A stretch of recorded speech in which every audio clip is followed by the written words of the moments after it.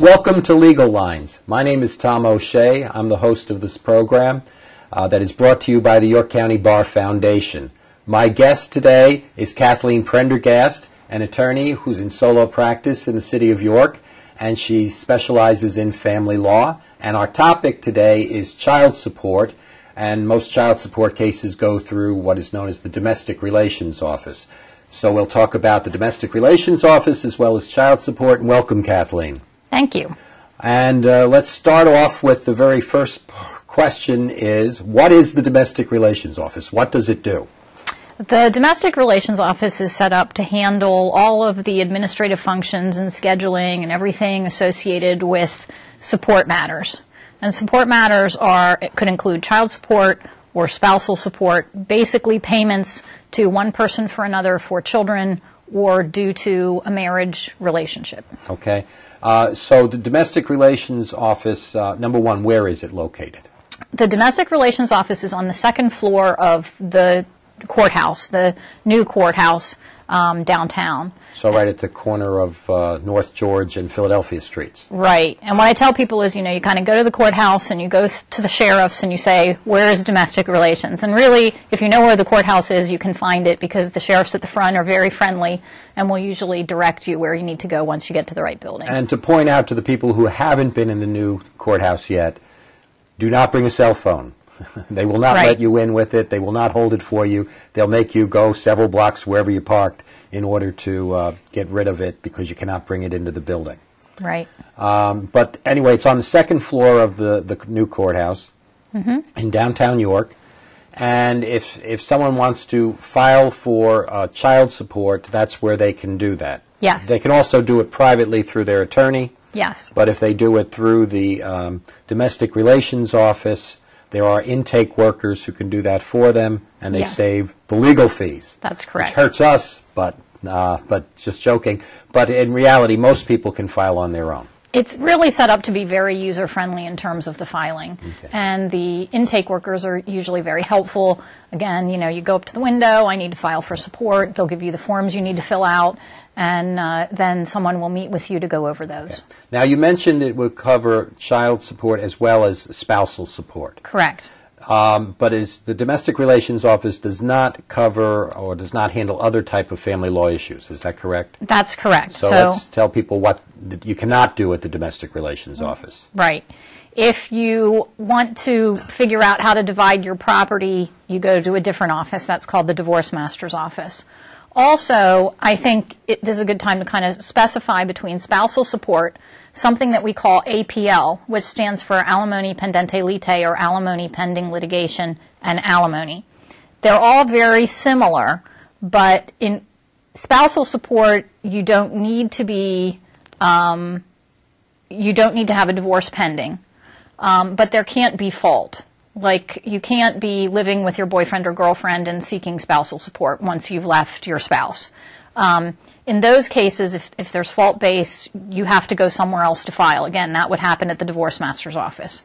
So if there's no fault and you're separated, but whether or not a divorce complaint is filed or isn't filed, you can go to domestic relations. If there are fault issues, then you should consult an attorney because it's a much more complicated process to file. That would be for the alimony pendente lite. That's correct. And that means alimony while divorce litigation is pending. Yes. And alimony pendente lite you can get, or APL, you can get if there is fault, like if you are cohabitating with someone, not your spouse, but you can only get it if there's a divorce pending, because the point of it is to kind of put you on equal footing during the divorce process. So, you know, if one person makes $1 million and the other person is a stay-at-home parent, obviously some payments need to occur to put them on equal footing during the divorce process. Okay. And then alimony itself is something that's after the divorce. That's correct. And will the Domestic Relations Office deal with that? Rarely, and only if there is a court order for them to do so. But they won't decide the amount for that. No. That's a whole different process that we're not going to talk about today. That's correct. Okay. But one of the other things that I think we need to point out is that the Domestic Relations Office does not deal with child custody issues. That's correct. Okay. There's another forum for that. So yes. Domestic Relations will not decide a custody schedule. They'll only decide the child support amount. Right. And most of the cases going through domestic relations concern child support for parents who are separated or divorced. Yes. Okay. And when you go to the conference, don't expect the hearing officer to care what, so-and-so did to your kids with regard to custody. You are not there to talk about custody. You are there strictly to deal with the number side of who's going to pay whom what. Okay, well, let's talk about the process. To begin with, you can file for child support for any minor child. Can you define a minor child? Yes. A minor child is any child who is up to 18 or has not finished high school. So child support will run from the time a child is born until they're 18 or finish high school, whichever last occurs. So if a child turned 18 in January but didn't graduate from high school until June, goes to June. The support would go to June. Now, what about if the child decides to go to college? Will it continue? It will not. And in Pennsylvania, the determination was made that since the courts can't order parents who are together to pay for college, they can't order parents who are separated to pay for college.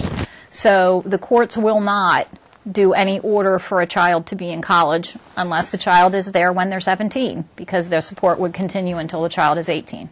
Okay, so that's the main thing that child support is dealing with, only minor children. We do not have college support in Pennsylvania, which at one time we did. I'm old Yes. enough to remember when that was the law, but that's changed, I believe, sometime in the early 1990s.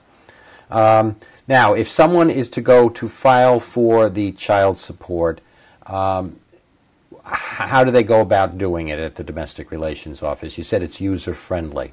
Do they make an appointment? Can they just show up at the door? They can make an appointment or they can just show up at the door, but they should call ahead to get the hours that Domestic Relations accepts applications, because it's not always 9 to 5. You have to be there by a certain time before lunch, and you have to be there at a certain time at the end of the day.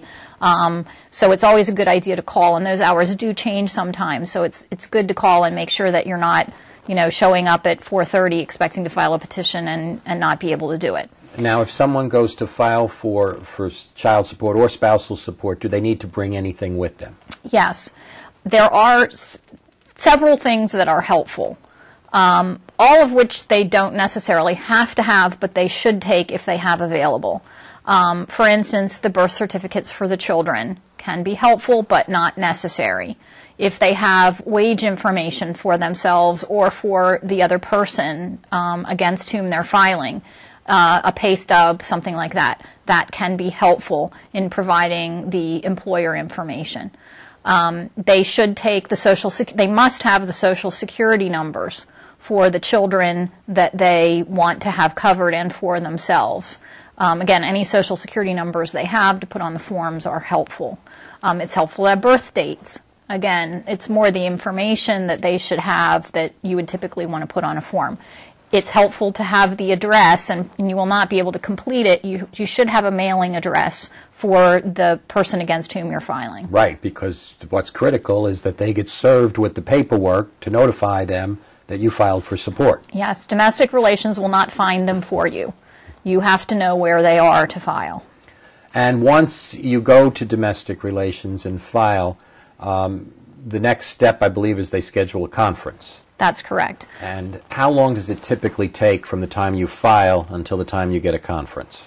It typically takes 4 to 6 weeks. But just to back up one thing, one other option, if it's kind of tricky, is they can pick up the paperwork, take it with them, fill it out, and then come back and turn it in at a different time. They should know, though, that the support only goes back to the date that they file. So if they, wait a week, or, someone will come in and they've been separated for 6 months and they'll file for support and say, well, can it go back to when I moved out? No, it can't. So once you file, then it kind of starts the clock ticking on when does your support date go back to. So it may take 4 or 6 weeks to get to a conference, and that's typical, about 4 to 6 weeks. And then you get what's called a Domestic Relations Conference with a conference officer at the same place where you filed. Okay, now, for that 4 to 6 weeks that you have to wait for the conference, you're saying that the support would be made retroactive. So let's say, for this simplicity, that the amount is $100 a week, and you took 6 weeks to get there. The person who owed the support would be $600 behind unless he made some voluntary payments in between. He or she, yes. Right. And so that's what you're talking about, the retroactivity. Yes. But that retroactivity would only go back to the day that the paperwork was filed at domestic relations. That's correct. It does not go back to the date people separated. That's correct. Okay. Now, people can do kind of what I call a preliminary strike if they're anticipating moving out. Like they've made a decision to separate, they've rented an apartment, they know they're moving out in a month. In that case, they can go ahead and file as long as they're out of the home by the time the conference occurs.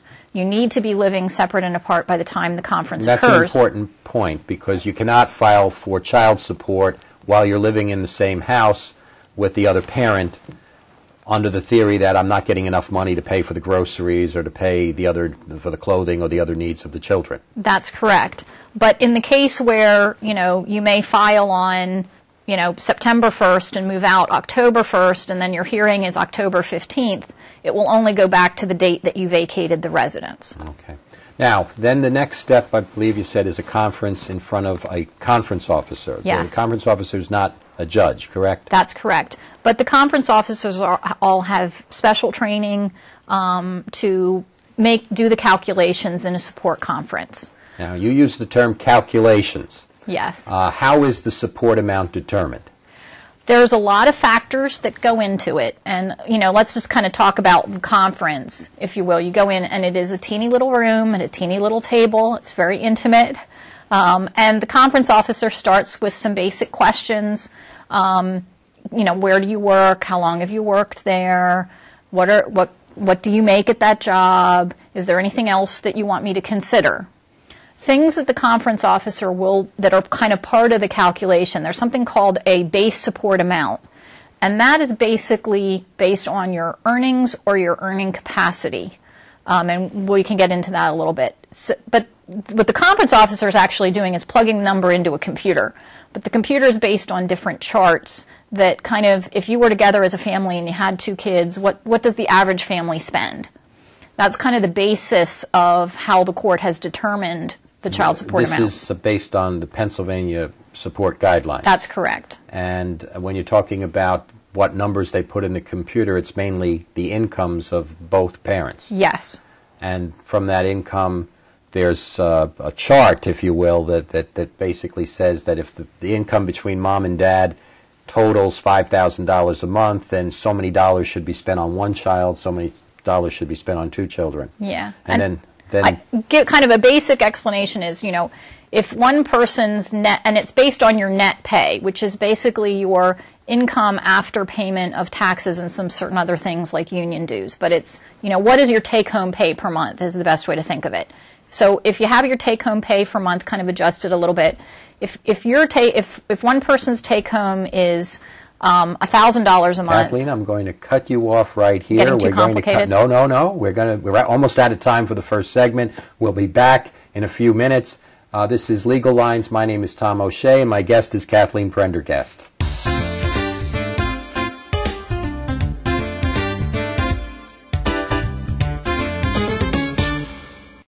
Welcome back to Legal Lines. My name is Tom O'Shea, and my guest today is Kathleen Prendergast, an attorney in York who specializes in family law, and we're talking about child support and the Domestic Relations Office. When we left a few minutes ago, we were talking about the support conference. So let's get back to that subject. You indicated that both parties meet with a domestic relations conference officer who is not a judge but trained in calculating the amount of the support, and that's based upon both parents' incomes. Yes. Okay. Now, so both parties are required to show up at this conference. What do they need to bring? Okay. What they need to bring is income information, specifically tax return or most recent tax return, and their pay stubs.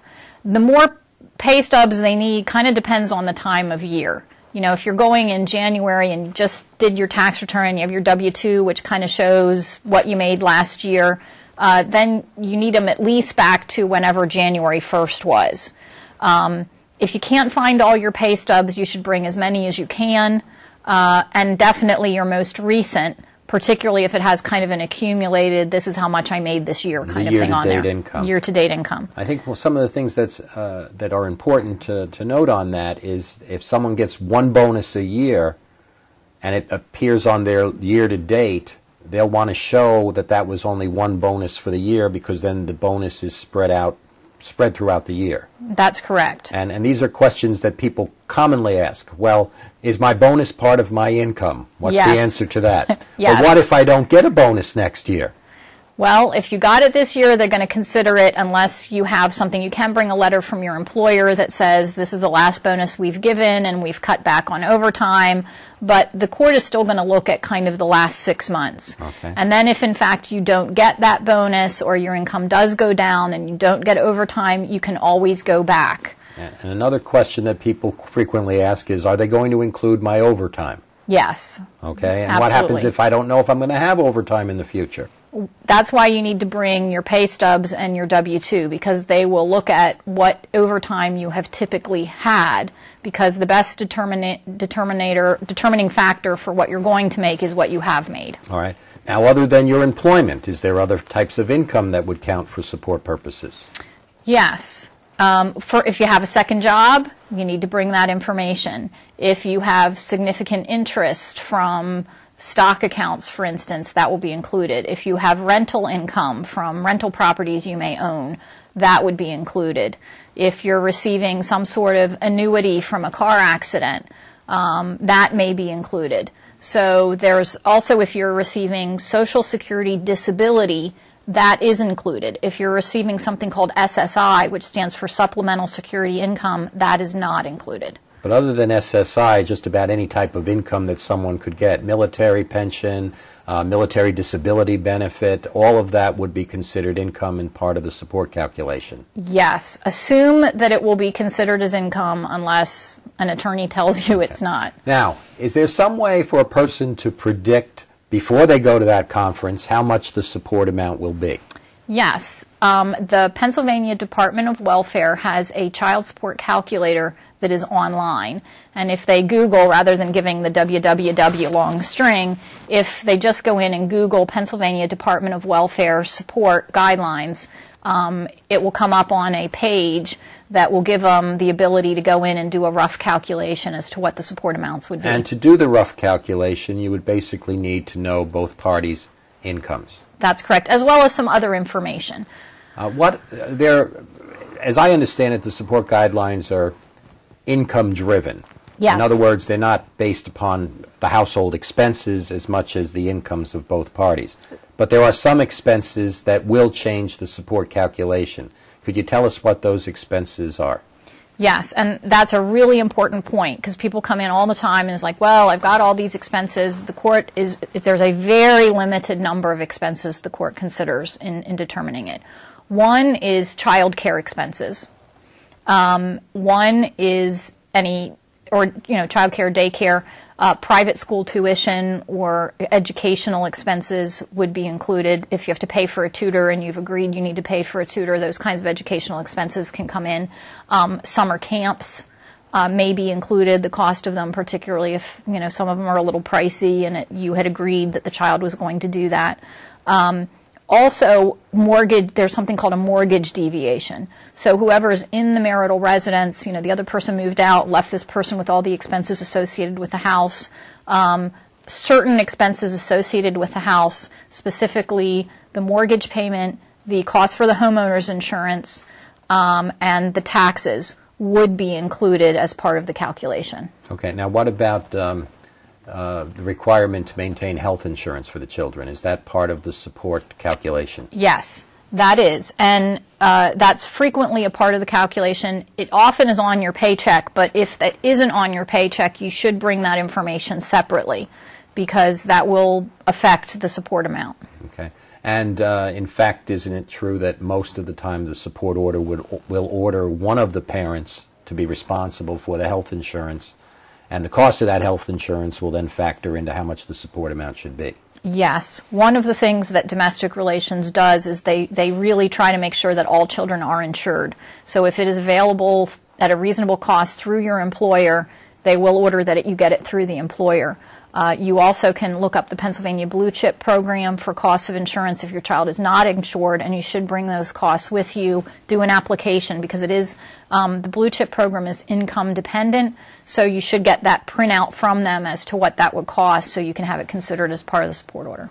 Now, one of the things you mentioned before the break is that the support amount is based upon income, but you also said it could be based upon earning capacity. Yes. Could you define earning capacity?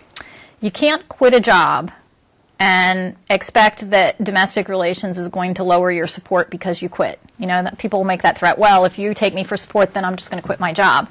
You can't do that, because if you do, you're going to be held to something called an earning capacity, which is what you could be earning.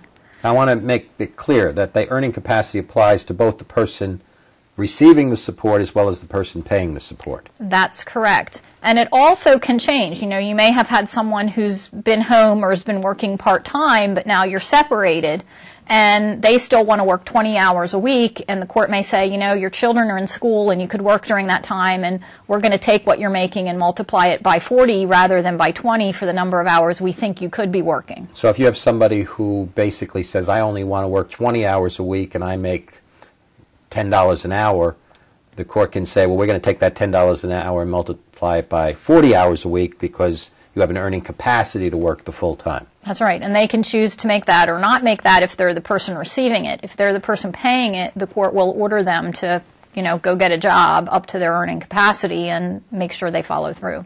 Okay. And with respect to the payment of the support, how is it usually collected? It's usually collected through a wage attachment. Domestic relations will send something to your employer or to the other person's employer and says, send us this amount of money out of each paycheck, and employers are required to then forward that amount. And what you see is it coming off your paycheck, just like your taxes or payments that you might be making, you know, to on a loan or something. It will come right off your paycheck and you will see it go. Until that time, you should be making payments directly. Now, at one time, people actually received a check for the child support, but I understand they don't receive a check anymore. How is the support paid?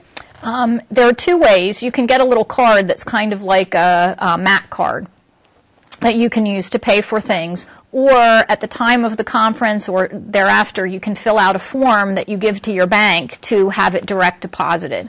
If you can, the direct deposit is kind of the preferred method, and I think it's worth taking the time to fill out that form. Okay. Now, we went to the Domestic Relations Support Conference. The conference officer ran the mathematical calculations after seeing both parties' incomes, taking into account any daycare expense, medical insurance expense, etc., and somebody disagrees with the amount. What is the option for the person who disagrees with the amount? Okay. Well, first I will say that the person receiving it always thinks they're not getting enough, and the person who's paying it always thinks they're paying too much, but that is not a basis to appeal. And when we say appeal, it's actually called a de novo review, which means that the court will look at everything anew.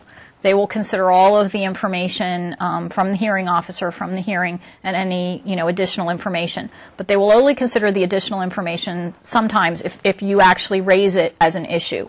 For instance, if you feel the hearing officer made an error, they didn't give you a credit for the mortgage, say, or used the wrong number in the calculation, or made the calculation based on 50 weeks and really it only showed 40 weeks, or vice versa.